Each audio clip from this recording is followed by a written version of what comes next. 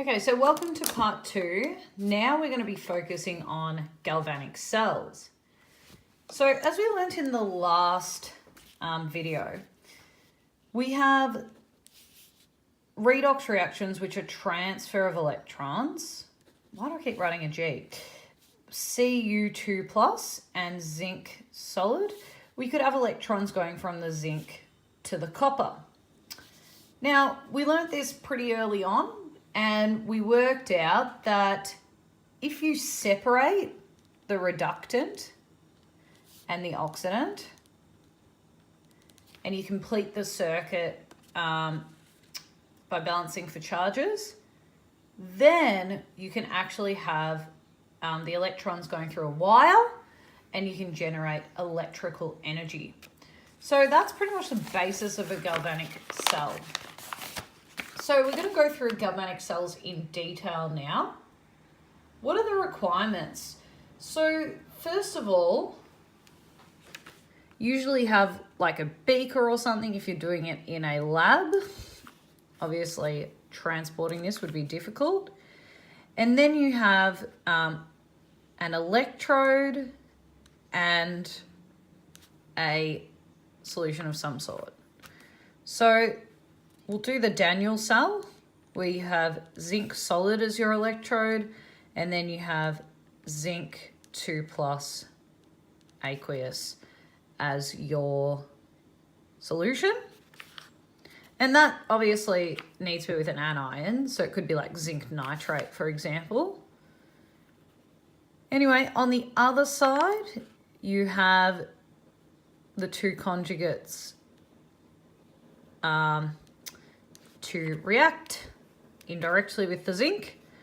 So you could have copper solid and copper 2 plus aqueous. All right, now something you need is an external part of the circuit. So a wire, and then usually, ammeter, voltmeter, or a light globe or whatever, to test for electricity production. And then we're going to add in a salt bridge.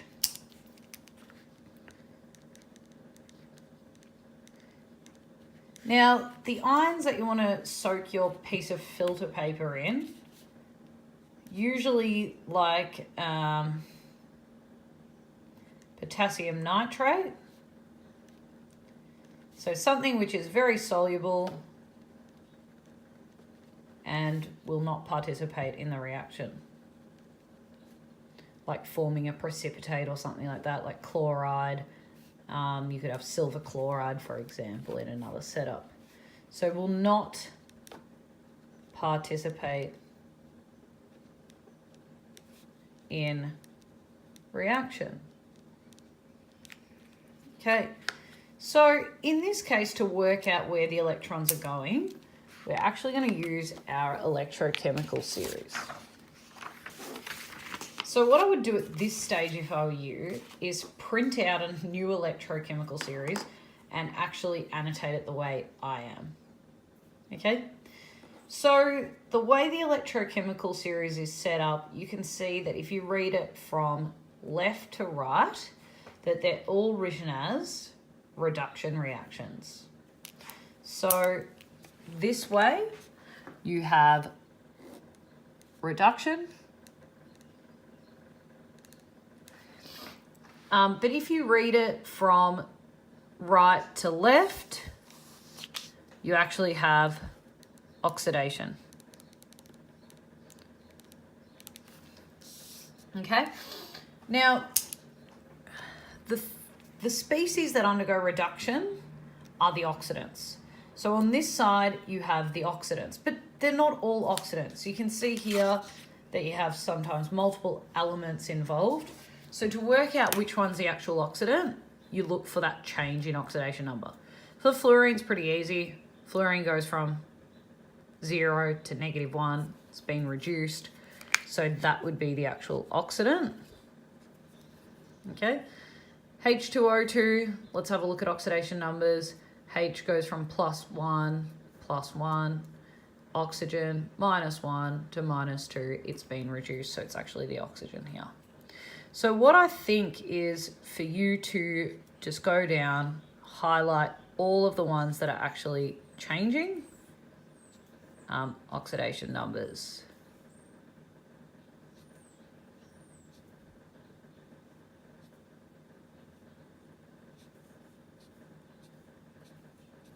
Okay, and it's usually quite easy.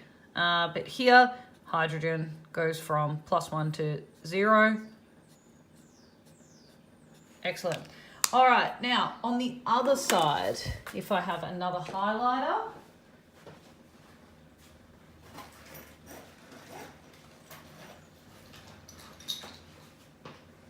on the other side, you have, you're looking for something going up in oxidation numbers.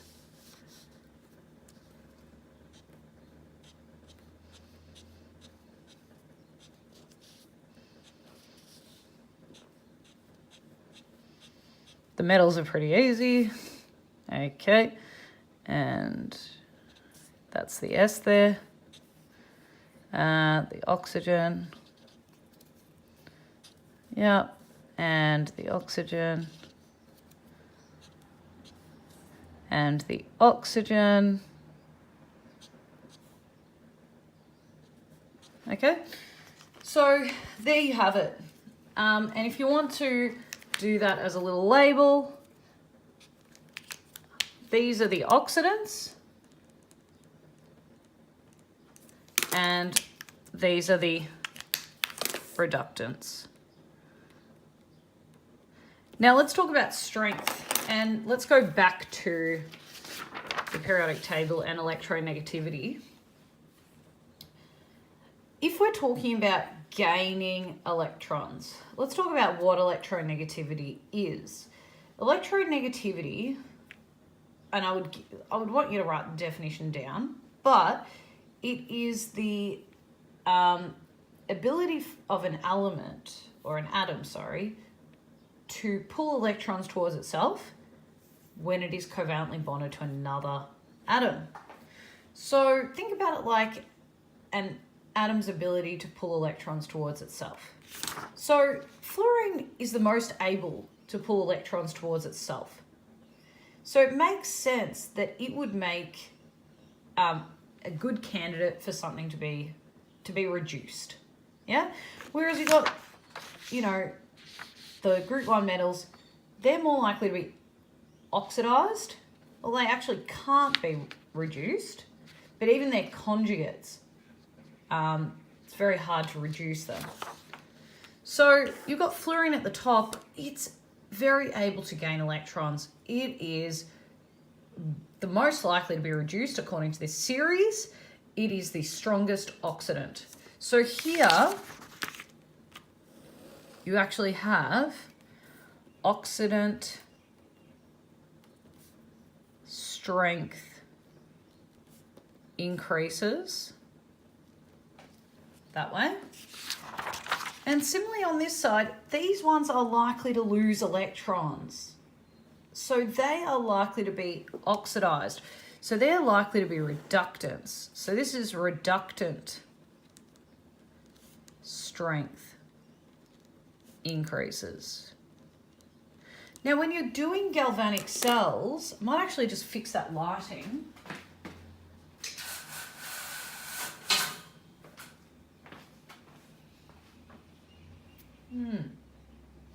Let's see what it is. So when you're doing galvanic cells, what you should be doing is actually checking, comparing oxidant strengths and comparing reductant strengths to work out what reaction is going to take place. So if we go back to our copper example, yeah, and we go back to our electrochemical series, as you can see here, we have copper 2+ and zinc 2+ are our only options. Oh, and water, because it says aqueous. So what are our options for oxidants? we have copper 2 plus, water, and zinc. And I'll just write it in the order of the electrochemical series. Of course, we have the solids, but they're reductants, so we're not going to worry about those. So we've got water, zinc, copper 2 plus. As you can see here quite clearly, copper 2 plus is the strongest oxidant that we have present. So it will in fact be reduced. So that means it will be gaining electrons because reduction is gain and oxidation is loss. So the electrons will actually travel towards the copper side. And copper, the half equation for oxidation will be copper 2 plus 2 electrons produces copper solid. Okay, and the half for reduction, sorry, that's reduction. What am I doing there? It'll be reduced. It's the oxidant though. See, can be confusing. The half for oxidation will be zinc going this way. That's why we do that Z thing. So we go copper that way, zinc that way, and actually it's these two that are participating in the redox reaction. So it'll be zinc solid produces zinc 2 plus 2 electrons. Note that you actually have full arrows there. The reason that there are double arrows is because it could go either way depending on what you're pairing it with, something above or below it. But once it is reacting, it's a complete reaction. All right, so other things like the salt bridge, for example, where do the ions go? Well, they balance for the charges and they complete the internal circuit. So if you have electrons traveling this way, you have reduction here, and by definition, you'll call copper solid the cathode. You don't call this whole half side the cathode. You just call the electrode. So the electrode is the conductor, yeah, the solid conductor in this case. And here you've got the anode. So you have electrons going this way. So to balance for charge, the cations need to go in that direction. And you can remember that as cations going to the cathode. Anions going to the anode to balance for the loss of electrons. All right, so let's just talk about a few more things. Like, for example, the electrode potentials. So you'll notice here that you've got all of these values on the right-hand side, and they are the standard electrode potentials. Notice that they're at 25 degrees Celsius, and they're all compared to the standard hydrogen electrode. So, or She for short. So if the standard hydrogen electrode is connected in a galvanic cell with lead, the electrons actually go towards the standard hydrogen electrode and it generates a voltage of 0.13. So the way you calculate the maximum cell potential is you do the higher minus the lower.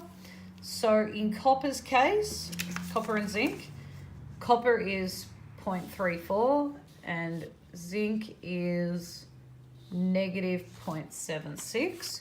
So you would go, yep, positive 0.34 minus negative 0.76 equals 1.1 volts. That's the maximum at 25 degrees Celsius. But of course you could get less, and also, you know, if you're changing the conditions.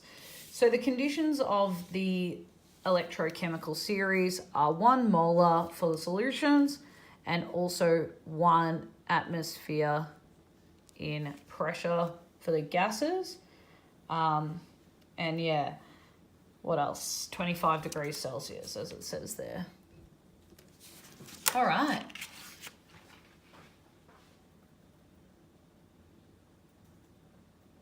So just making sure we've gone through everything.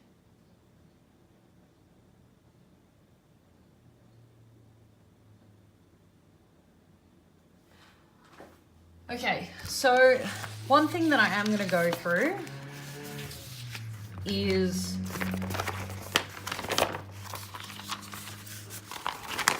a different type of electrode. So let's have a look at electrodes that don't have a metal as a partner. So for example, chlorine gas and iron. Yep. So if you've got a solution half cell, the way you just draw it is like so. You usually have an electrode which is platinum or graphite. So something conductive but that won't participate. And then in solution, you would actually write the conjugates there. The ones with gases, you have a special gas electrode, which is like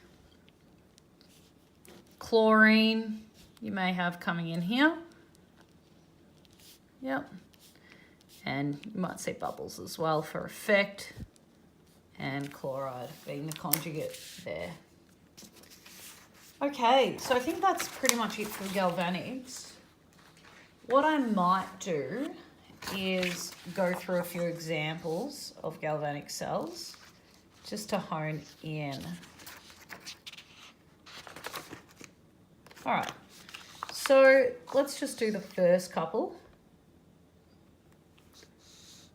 So we are investigating redox reactions. Oh, one more thing that I forgot to say is how to determine if you have a spontaneous redox reaction. So for a spontaneous redox reaction,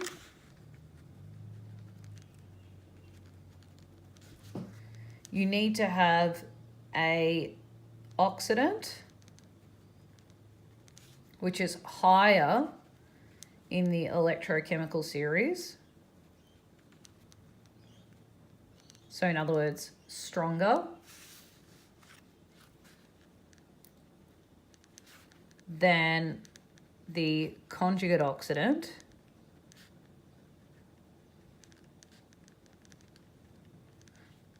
of the reductant it is reacting with.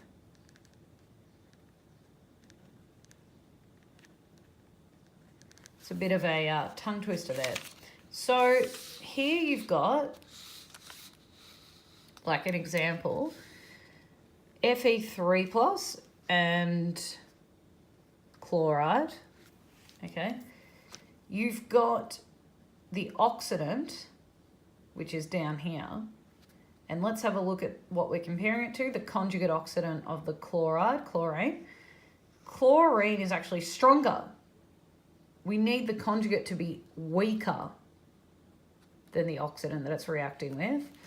The way you can quickly tell is it's a positive gradient, so it's not spontaneous.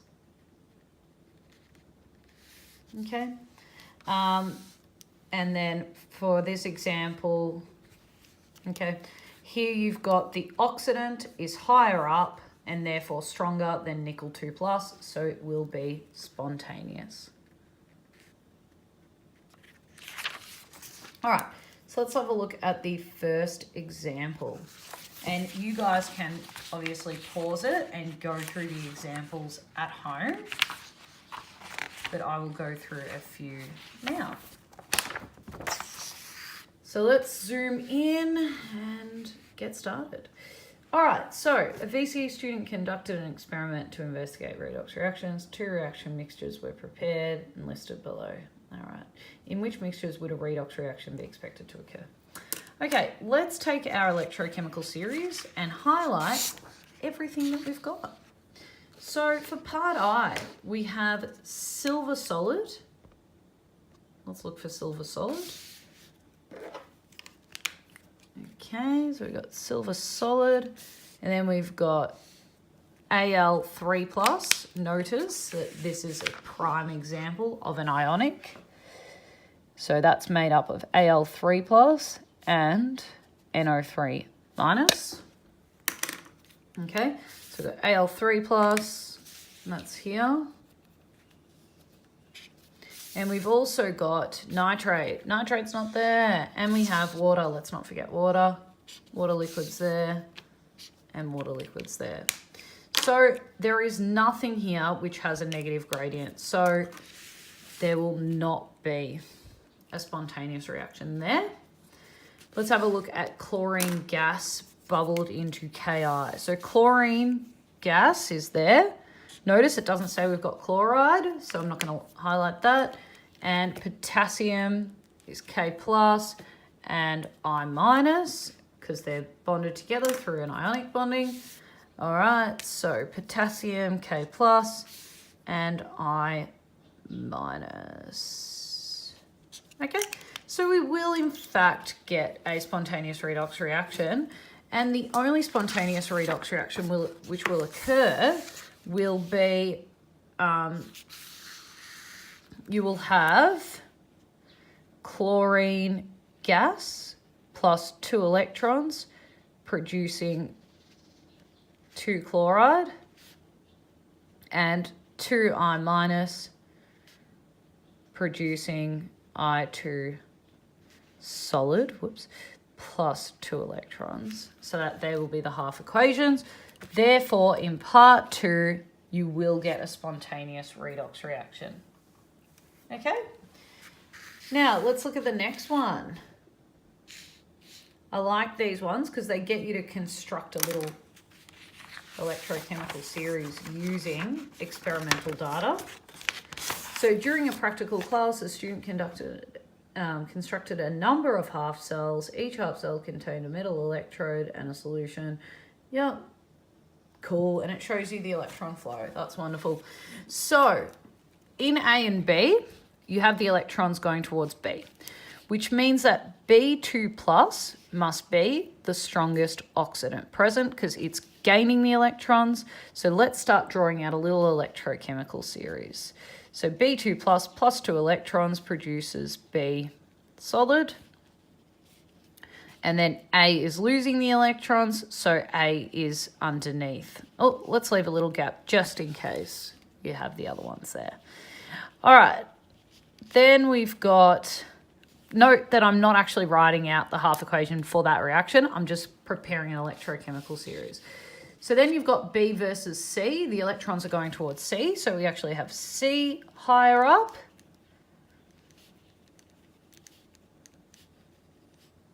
I keep writing Cu, so used to it. And then you have D versus A, and A is further up than D.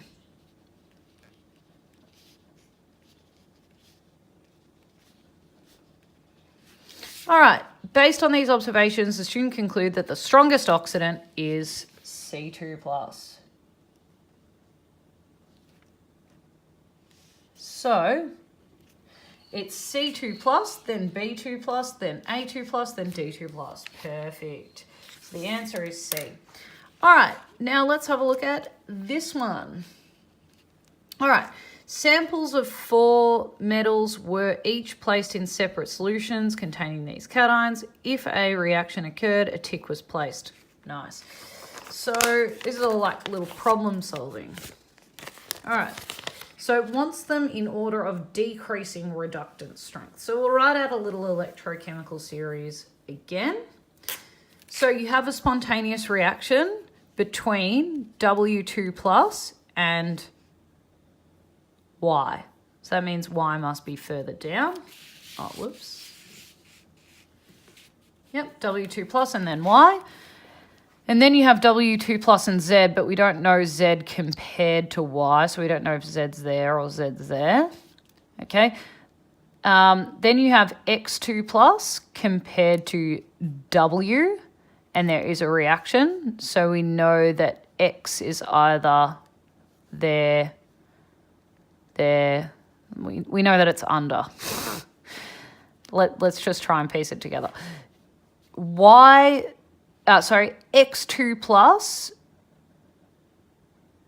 X2 plus and W means that X2 plus is higher.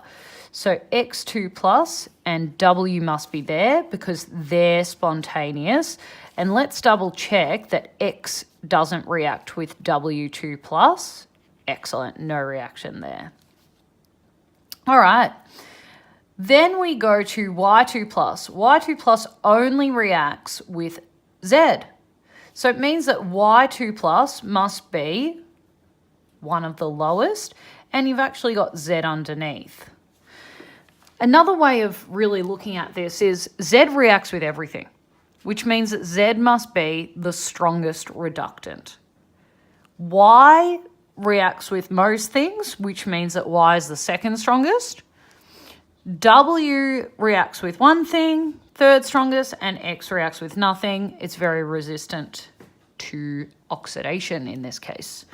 So which in decreasing means from highest or from strongest to weakest.